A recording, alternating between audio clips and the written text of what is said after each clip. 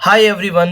Sky you foundation के through एक complete road map issue किया गया है फॉर सीए इंटर ग्रुप 1। ये कंप्लीट रोड मैप क्या है जो आपकी स्क्रीन के सामने है, आइए जानते हैं इस वीडियो में। नेक्स्ट।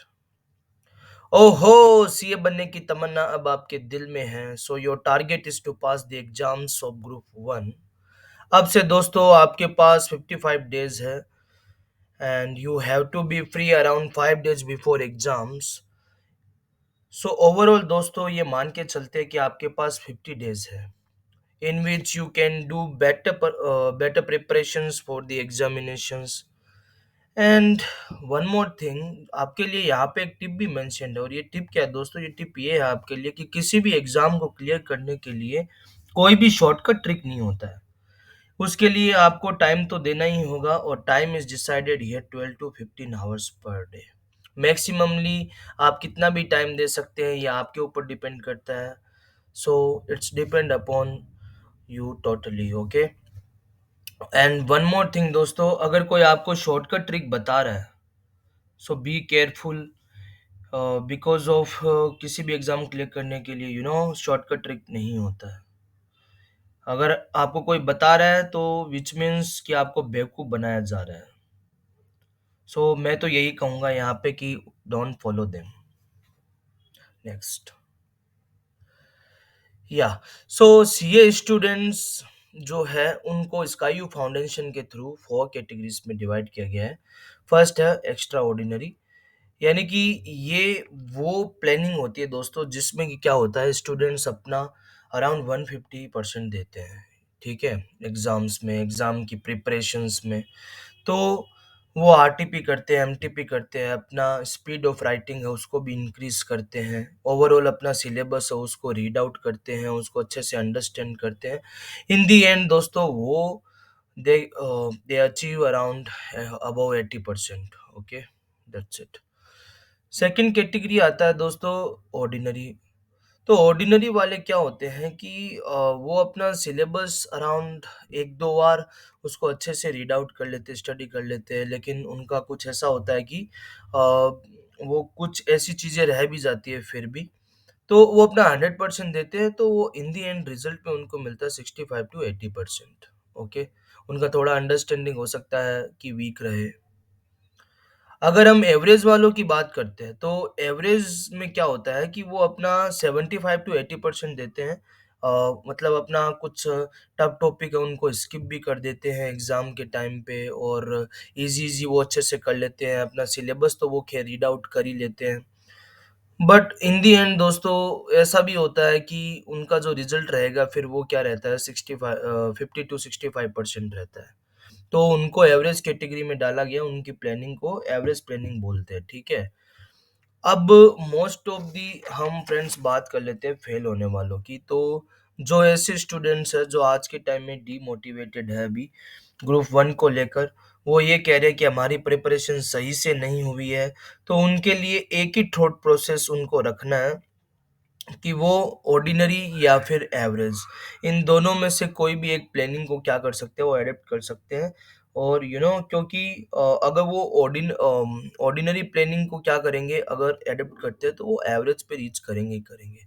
और पर्सनली दोस्तों मैं तो उनको वो चूज दोनों में से कोई भी कर सकते हैं, लेकिन मैं उनको रिकमेंड करूंगा ऑर्डिनरी प्लानिंग, बिकॉज़ ऑफ वो एवरेज पे रीच कर सके, और सो इन द एंड क्या है कि वो थोड़ा फेल होने से वो बच सके, ठीक है? तो और अगर जो एकदम ही ये मान के चल रहे हैं कि एकदम ही वो पूरी तरीके से डिमोटिवेटेड है हम, कि हम तो हार ही मान चुके हैं, इस बार हमारा होगा ही नहीं, तो उनको मैं एक बात बता देता हूँ कि उनको अटेम्प्ट है वो अपना स्किप नहीं करना है, उनको अपना अटेम्प्ट तो देना ही है, क्योंकि अटेम्प्ट काउंट होता है। ये एक इन्फॉर्मेशन है जो हर किसी को पता भी नहीं होता है, ठीक है? तो अटेम्प्ट काउंट होगा ही होगा आपका, ठीक है? तो उनको क्या करना है, एक गुड पॉजिटिव एटीट्यूड रखना है। रिकमेंडेड जो ऑर्डिनरी प्लान है उसको वो चूज कर सकते हैं, उसको उस प्लानिंग पे इम्प्लीमेंट करके एवरेज पे रीच कर सकते हैं। तो उनको डिमोटिवेटेड नहीं होना है, उनको एक गुड पॉजिटिव एटीट्यूड रखते हुए अपनी प्रिपरेशंस में अच्छा अराउंड 100% देना है। अब क्योंकि अभी भी दोस्तों आपके लिए टिप है कि आपके पास अभी भी 50 डेज है, सो आप दे सकते हैं। ओके, तो प्लानिंग दोस्तों ऐसी होती है। Now next. तो आपको इस टाइप से आपको सोचना है। अब आता है अपना फर्स्ट एग्जाम। जो मेन एग्जाम होता है अपना फर्स्ट पेपर, वो बेसिकली होता है अकाउंट का दोस्तों। अब अकाउंट में कौन सा चैप्टर कितने मार्क्स का है, उसकी कितनी वेटेज है, वो मैंने आपको यहाँ पे बताया है दोस्तों। कि जैसे ब्रांच अकाउंट है, वो 10 to 14 मार्क्स का है। बट इसको क्या है, बेसिकली बहुत मतलब इसको टफ माना जाता है, और ये टाइम कंज्यूमिंग चैप्टर भी है दोस्तों। क्योंकि इसमें फॉरेन ब्रांच, इंडिपेंडेंट ब्रांच आता है और डिपेंडेंट ब्रांच भी आता है। और फिर डिपेंडेंट ब्रांच की भी इसमें काफी सारी कैटेगरीज है दोस्तों। सो ये टाइम कंज्यूमिंग है और बहुत बड़ा चैप्टर है दोस्तों। सो मैं इसको ऐसा कहूंगा कि जो कि ऑर्डिनरी लेवल के स्टूडेंट्स हैं, या जो कि अपने फेल होने वाले हैं, या एवरेज वाले स्टूडेंट हैं, वो इसको लास्ट में करिएगा दोस्तों। फिर सेकंड चैप्टर आता है अपना इनकम्प्लीट रिकॉर्ड्स। ये भी 10 to 14 मार्क्स में आता है दोस्तों। बहुत अच्छा चैप्टर है। ये सिंगल एंट्री सिस्टम है, जो आप 12th लेवल पे भी पढ़ते हो, बट यहाँ पे थोड़ा सा इसका क्या है, स्कोप ज्यादा है दोस्तों। थोड़ा इसको टिपिकल माना जाता है। बट मैं यही कहूंगा, जो कि ऑर्डिनरी एक्टिविटी, जो कि जो कि ऑर्डिनरी कैटेगरी के स्टूडेंट्स हैं, वो ये चैप्टर इजीली कर सकते हैं। क्योंकि इसमें समझने वाला इतना नहीं है, ये आपकी प्रैक्टिस के ऊपर डिपेंड करता है दोस्तों। इसमें टेक्निकल चीजें काफी कम हैं। फिर आता है अपना डिपार्टमेंटल अकाउंट, जो कि एक भी मतलब ऐसे मीडियम मॉडरेट लेवल का है। डिपार्टमेंटल अकाउंट, इसमें से 8 मार्क्स का क्वेश्चन आता है दोस्तों। 6 to 8 मार्क्स में इसको देखा जाता है।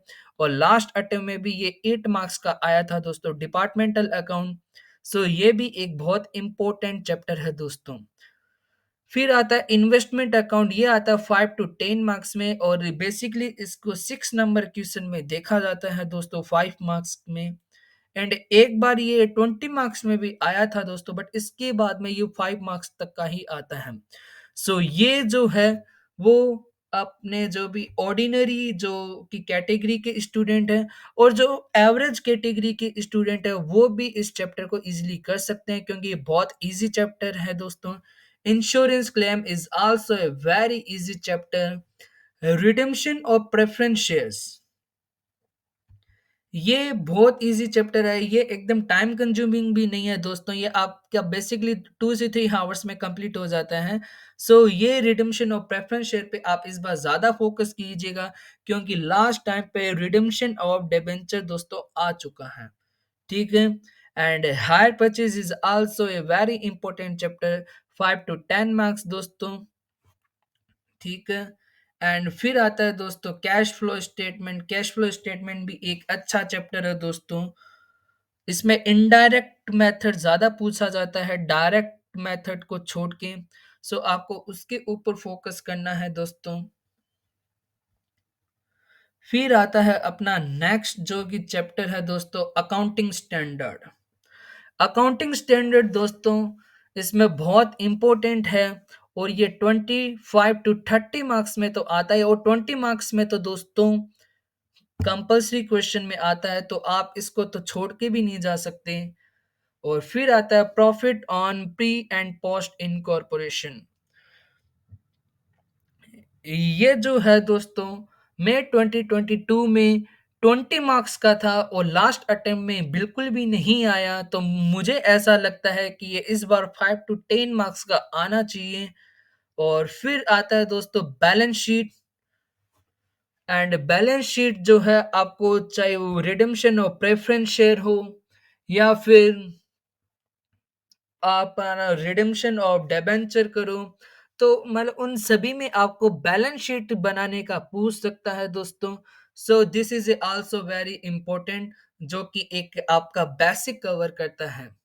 सो मैं अब आपको बता देता हूँ कि ऑर्डिनरी जो भी कैटेगरी वाले को है, उसको क्या करना है, और जो कि अपने कि जो भी एवरेज कैटेगरी के हैं, तो उनको मतलब कौन से चैप्टर पे ज़्यादा फ़ोकस करना है और कौन से पहले करने हैं। तो सबसे पहले, चाहे दोनों कैटेगरी हो, सबसे पहले आपको इन्वेस्टमेंट अकाउंट से स्टार्ट करना है दोस्तों। फिर आपको इंश्योरेंस क्लेम स्टार्ट करना है। फिर आपको ये दोनों चैप्टर करने हैं दोस्तों, redemption of preference share and redemption of debenture. इसकी क्या सीक्वेंस है, वो मैं आपको बता रहा हूँ, क्योंकि ये इजी चैप्टर है दोस्तों। इससे आपका कॉन्फिडेंस बिल्ड होगा दोस्तों, ठीक है। एंड हायर परचेज दोस्तों फिर आपको करना है, एंड कैश फ्लो स्टेटमेंट भी आपको करना है दोस्तों। बट इसको मैं लास्ट में प्रेफर करूंगा दोस्तों, कैश फ्लो स्टेटमेंट को, ठीक है। और फिर आपको दोस्तों जो कि अकाउंटिंग स्टैंडर्ड है, अकाउंटिंग स्टैंडर्ड अच्छे से करने हैं दोस्तों, 25 to 30 मार्क्स। आप डायरेक्टली यहाँ से अगर अच्छे से अकाउंटिंग स्टैंडर्ड आपके हो जाते हैं, तो आपके पास होने की बहुत ज़्यादा पॉसिबिलिटी बन जाती है दोस्तों। और फिर आता है profit on pre and post incorporation. और जो लास्ट में जो कि मैंने कैटेगरी सी के जो चैप्टर है दोस्तों, वो है branch account, incomplete record and departmental account. ये जो 3 चैप्टर है, ये तीनों चैप्टर दोस्तों टाइम कंज्यूमिंग है, और इसलिए आपको ये लास्ट में करने हैं कि अगर आपके पास कॉन्फिडेंस यहाँ तक बिल्ड हो जाता है, तो आप बेसिकली यहाँ पे ही क्या है 70 टू 80 मार्क्स का पढ़ चुके होते हैं दोस्तों। फिर आपको branch account, incomplete record and departmental account, ये जो 3 चैप्टर है वो बचते हैं, तो ये भी आप अच्छे से कर सकते हो, क्योंकि आपका कॉन्फिडेंस बूस्ट होगा। एंड सो आपको आपका जो कि टेम्परामेंट है वो भी अच्छा होगा दोस्तों, आपकी साइकोलॉजी पे इम्पैक्ट आएगा। सो दोस्तों, जो फेल होने वाले स्टूडेंट है वो ऐसा सोच रहे हैं कि हम नहीं कर पाएंगे, अटेम्प्ट स्किप करने की सोच रहे हैं, तो वो भी ऑर्डिनरी प्लान को एंड जो कि अपना कि एवरेज प्लान है, तो उसको कंसीडर करते हुए पास हो सकते हैं दोस्तों, क्योंकि अब भी इनफ टाइम है, आपके पास 50 डेज है दोस्तों। फिर आता है अपना सेकंड नंबर, जो कि एग्जाम पेपर होता है फॉर लॉ, जिसमें हम कॉरपोरेट एंड अदर लॉ क्या है इंक्लूड करते हैं। सबसे पहले दोस्तों हम अदर लॉ की बात करते हैं। इसमें कॉन्टेक्ट एक्ट जो है दोस्तों अदर लॉ में बहुत इजी है, और 12 टू 15 मार्क्स का आता है दोस्तों। सबसे पहले आपको अदर लॉ पे फोकस करना है, क्योंकि इसमें कोई भी डाटा नहीं होता दोस्तों, और जहाँ पे डाटा नहीं होता आप उसको इजीली अंडरस्टैंड कर सकते हो और आप उसको इजीली याद कर सकते हो, ठीक है। इसके बाद में दोस्तों ये जो नेगोशिएबल इंस्ट्रूमेंट है, ये भी 12 मार्क्स तक का आता है दोस्तों। बहुत ही बहुत ही अच्छा चैप्टर है, इम्पोर्टेंट चैप्टर है दोस्तों। और ये बेसिकली टेक्निकल ज़्यादा है दोस्तों, इसकी केस स्टडी बेस्ड बहुत अच्छे क्वेश्चन आते हैं, अच्छे लेवल के दोस्तों। सो आपको मैं यही रिकमेंड करूँगा कि आपको नेगोशिएबल भी करना चाहिए दोस्तों। And General Clause Act is also a very important chapter, and also Interpretation Act। ये जो अदर लॉ का पोर्शन है 40 मार्क्स का, तो आपकी बेसिकली स्ट्रेटेजी होनी चाहिए कि इसमें से हमको कैसे भी करके 25 to 30 स्कोर करना है। और दोस्तों आप इसमें कर भी सकते हो, क्योंकि ये जो जनरल क्लॉज एक्ट है और इंटरप्रिटेशन एक्ट है, बेसिकली छोटे एक्ट हैं। हाँ, मानता हूँ कि जो अपना आसिया का लैंग्वेज है वो थोड़ा टिपिकल जाता है, बट आप इसको याद कर सकते हो दोस्तों, ईज़ी है, क्योंकि इसमें बेसिक-बेसिक बातें ही बताई गई हैं। इसमें कोई भी अगर केस स्टडी आए तो इतना आपको घुमा नहीं सकता। बट है ना, नेगोशिएबल एंड कॉन्ट्रैक्ट एक्ट में क्या है, वो आपको घुमा सकता है। तो मतलब ऑर्डिनरी एक्टिविटी, जो भी ऑर्डिनरी कैटेगरी के हैं स्टूडेंट्स और जो एवरेज कैटेगरी के स्टूडेंट हैं, मैं उनको यही बोलूँगा कि वो चारों चैप्टर इजीली सबसे पहले इनके ऊपर फोकस करें दोस्तों, ठीक है? क्योंकि ये स्कोरिंग है। फिर आता है अपना company law, that means corporate law, और इसमें सबसे पहले आता है इनकॉर्पोरेशन ऑफ कंपनी।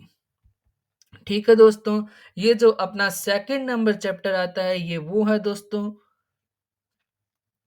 और ये भी आपका मेन एग्जाम में 8 मार्क्स तक की वेटेज रखता है। बहुत अच्छा चैप्टर है, और इसमें बेसिकली आप जो फाउंडेशन में पढ़ते हो तो बेसिक तो वही है, सो आपको इसमें इतना टाइम नहीं लगेगा, और हाँ, मानता हूँ थोड़ा लेंदी है, बट आप इसको इजीली स्कोर कर सकते हो। फिर आपको जो कि चैप्टर करने हैं वो करना है दोस्तों, मैनेजमेंट एंड एडमिनिस्ट्रेशन। अब आप सोचोगे सर ये तो बहुत बड़ा है, 100 पेजेस का ये कैसे होगा? तो दोस्तों, इसमें मानता हूँ ये लेंदी है, बट इसमें टेक्निकल चीजें नहीं है, ये बहुत स्कोरिंग है। मैं ऐसा मानता हूँ कि ये जो 12 मार्क्स का आपके फ्री फोकट के नंबर है दोस्तों, ये आप अच्छे से इजीली स्कोर कर सकते हो जो भी एवरेज कैटेगरी और ऑर्डिनरी स्टूडेंट्स हैं, वो मैनेजमेंट एंड एडमिनिस्ट्रेशन पे फोकस करना चाहिए दोस्तों, क्योंकि इसमें इतना डाटा भी नहीं है दोस्तों। इसमें मीटिंग वाले कॉन्सेप्ट पे क्वेश्चन आते हैं, प्रॉक्सी वाले पे आते हैं दोस्तों। So this is also a very important chapter. फिर आता है दोस्तों deposit, charge, registration and dividend, 15 to 20 marks. ये जो तीन चैप्टर है, छोटे चैप्टर हैं, टेक्निकल कॉन्सेप्ट है, और ये 15 to 20 मार्क्स दोस्तों आपका कवर करता है। सो फिर आपको इसके ऊपर कैटेगरी ए में मैं इसको रखूंगा, और आपको इसके ऊपर फोकस करना है। फिर आता है दोस्तों अपना शेयर डिबेंचर वाला, एंड फिर आता है prospectus and types of prospectus, inherent, red herring prospectus, average prospectus, ये सब जो है प्रॉस्पेक्टस, ये आपको अच्छे से पढ़ना है दोस्तों। ये जो चैप्टर है बहुत इंपॉर्टेंट है। मैंने आपको सीक्वेंस बताई है कि सबसे पहले आपको क्या करना है, अदर लो करने हैं दोस्तों, ठीक है? इसके बाद में आपको इनकॉर्पोरेशन ऑफ लॉ पे जाना है, इनकॉर्पोरेशन ऑफ कंपनी, एंड फिर आता है मैनेजमेंट एंड एडमिनिस्ट्रेशन, एंड फिर आता है deposit, charge, registration and dividend. और फिर दोस्तों जो भी ग्रुप टू दे रहा है उसको कंपनी ऑडिट तो बेसिकली आता ही है, and company audit is also a very easiest chapter, ठीक है? एंड अकाउंट्स ऑफ कंपनी दोस्तों बड़ा चैप्टर है, तो अगर आपके पास टाइम हो तो ही इस चैप्टर के ऊपर फोकस करिएगा। बाकी ये जो दो चैप्टर है फिर आपको इनके ऊपर फोकस करना चाहिए, जिनको मैंने कैटेगरी सी में डाला है दोस्तों। तो ये था आपका लॉ का, कि आपको किस टाइप से करना है, चाहे वो ऑर्डिनरी हो, चाहे वो एवरेज स्टूडेंट हो, कि आपको कैटेगरी मतलब जो भी सेम रखनी चाहिए सीक्वेंस में, क्योंकि अगर आप इजीएस्ट पहले करोगे, स्कोरिंग पहले करोगे, तो आपका जो कॉन्फिडेंस होगा वो क्या होगा, बूस्ट होगा, जिससे आप मेन एग्जाम में आप झंडे गाड़ के आओगे दोस्तों। अब आता है अपना थर्ड नंबर, जो कि था कॉस्ट एंड मैनेजमेंट अकाउंट का जो पेपर होता है, वो भी 100 मार्क्स का आता है दोस्तों। सो इसमें सबसे पहले, चाहे वो ऑर्डिनरी हो, चाहे वो एवरेज कैटेगरी के स्टूडेंट हों, उनमें सबसे पहले आपको कॉस्ट शीट करना है दोस्तों।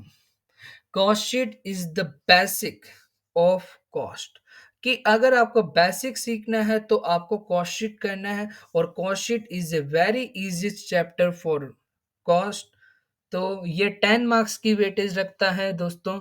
सो आपको सबसे पहले कॉस्ट शीट करना है, फिर आपको एक्टिविटी बेस्ड कॉस्टिंग पे जाना है, और ये एक्टिविटी बेस्ड कॉस्टिंग दोस्तों आप तभी कर पाओगे जब आपका ओवरहेड क्लियर होगा। तो बेसिकली दोस्तों ये ओवरहेड है वो टफ चैप्टर है, बट इसके ऊपर एक्टिविटी बेस्ड कॉस्टिंग बहुत इंपॉर्टेंट कॉन्सेप्ट जुड़ा हुआ है। तो आपको जो कि ओवरहेड है ये एक टफ चैप्टर तो करना ही पड़ेगा, क्योंकि ये दोस्तों आपकी 20 मार्क्स तक की वेटेज को कवर करता है। फिर आता है दोस्तों employ cost, material cost and cost accounting system. ये तो दोस्तों आप सभी को पता है, इजी चैप्टर है, छोटे-छोटे चैप्टर हैं। ये आप अच्छे से पढ़ सकते हो एंड कैटेगरी ए के चैप्टर है दोस्तों, जो कि आपको 5 टू 10 मार्क्स में देखने को मिलते हैं। फिर आता है दोस्तों process costing and joint cost and by product. तो आजकल ऐसे क्या कर रही है कि जो joint cost and by product का जो क्वेश्चन आता है 5 मार्क्स का, वो प्रोसेस कॉस्टिंग में ही पूछ लेती है। कॉम्बाइन करके, ठीक है? तो ये 2 चैप्टर भी अपने आप में एक बहुत ही अच्छी वेटेज रखते हैं दोस्तों एंड ईज़ी चैप्टर है, आपको एफर्ट कम लगाने पड़ते हैं दोस्तों। सो आपको process costing and joint cost and by product भी आपको अच्छे से आप इज़िली कवर कर सकते हो दोस्तों, ठीक है? फिर आता है कॉन्टेक्ट कॉस्टिंग। लास्ट अटेम्प्ट में ये 10 मार्क्स का क्वेश्चन था, तो इस अटेम्प्ट में मैं ये सोचता नहीं हूँ कि ये आपको 10 मार्क्स में पूछा जा सकता है। ये आपको 5 मार्क्स में पूछेगा दोस्तों। हाँ, ये आएगा ज़रूर दोस्तों। सो ये 5 मार्क्स तक की वेटेज रखता है contact costing and service costing. Service costing is also a important chapter which have 10 marks weightage। तो ये भी आपको करना है और इसको भी मैं कैटेगरी बी में रखूंगा दोस्तों, क्योंकि आपको इसके ऊपर एफर्ट ज़्यादा लगाने पड़ेंगे, ठीक है? फिर मार्जिनल कॉस्टिंग दोस्तों, ये तो जो कि आफम में भी काम आता है दोस्तों। Marginal costing is also a very easy chapter और इसमें आपको एफर्ट भी कम देने पड़ते हैं, टाइम कंज्यूमिंग भी नहीं है। सो आप मार्जिनल कॉस्टिंग इजीली कर सकते हैं and budgetary control is also similar to marginal costing, क्योंकि आपको एफर्ट कम देने हैं और वेटेज रखते हैं दोस्तों 5 टू 10 मार्क्स तक की।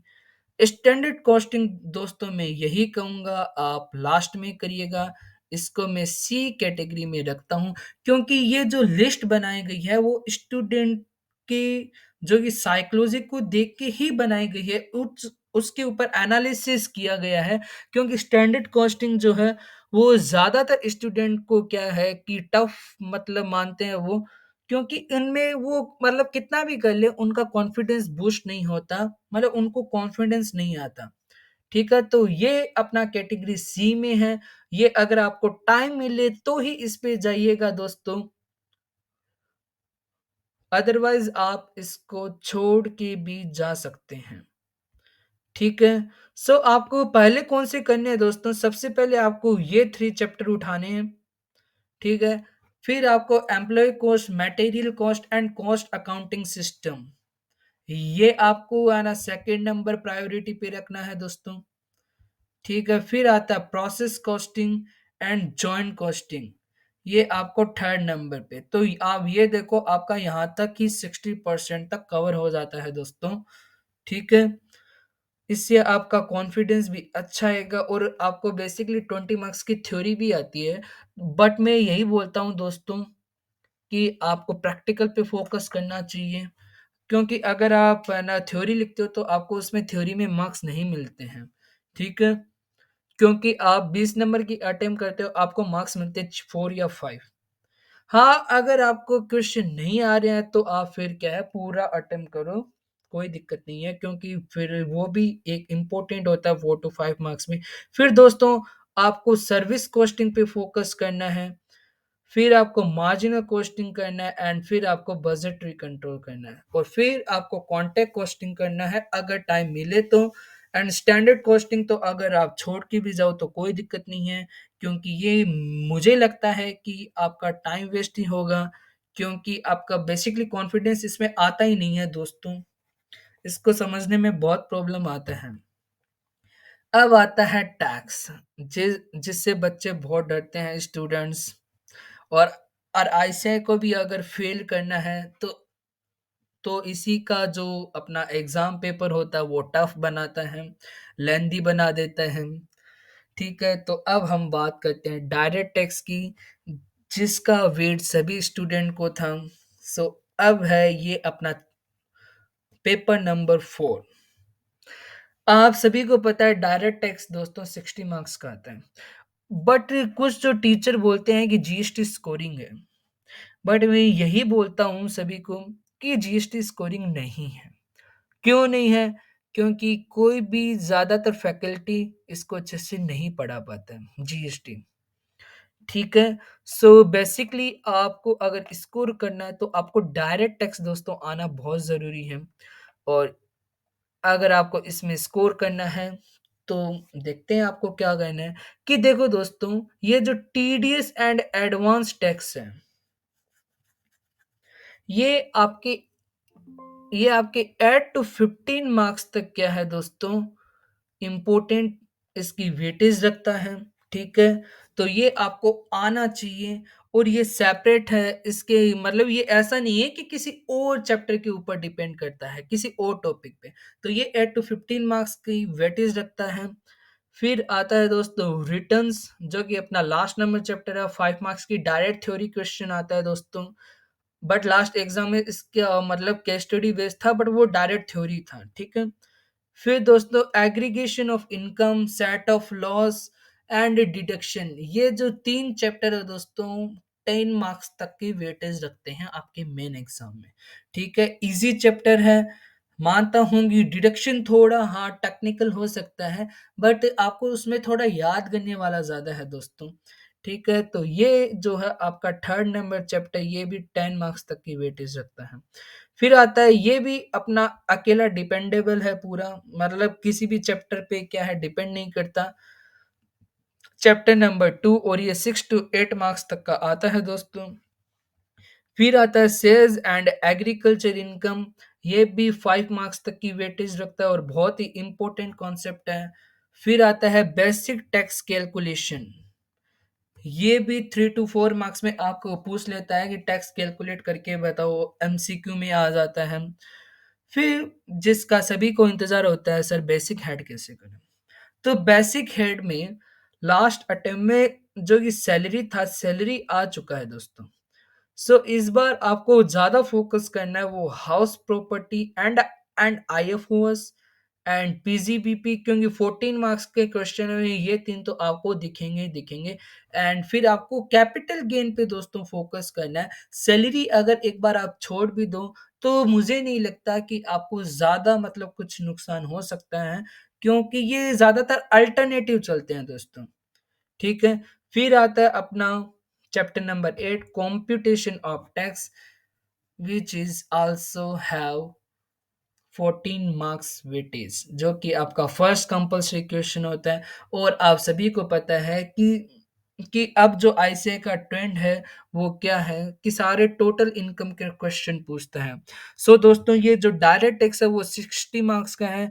तो अगर आप मतलब टीडीएस को एंड रिटर्न को, ये दो चैप्टर, एंड अगर आप क्या है कि residential status and scope of total income, and आप सेज एंड एग्रीकल्चर इनकम, और आप अगर ये दो चैप्टर अगर आप कंप्लीट कर लेते हो दोस्तों, तो आपके 30 मार्क्स कोई नहीं रोक सकता इन 60 में से, ठीक है?